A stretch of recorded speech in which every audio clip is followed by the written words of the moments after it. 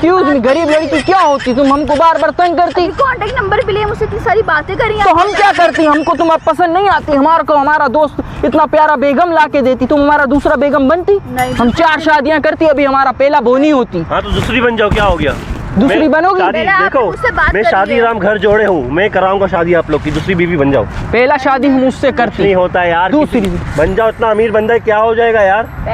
पहली क्यों बनना है? ये सब लड़कियों को पहली बनना पहली है यार। नहीं बनना होती तो चलती हाँ, ना। चलो हम जाके बन जाओ, उसकी क्या जाओ। होगा? तो पहली भी ए नहीं बनोगी। लड़की, हम जबरदस्ती शादी किसी से नहीं करती, ओके?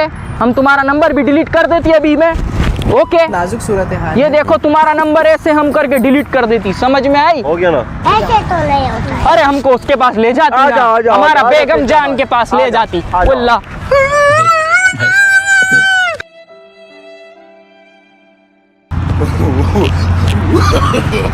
एक तो ये बड़ा ऐसा लग रहा है दुल्हन हूँ मैं, ऊपर करके लेके जा रहा हूँ।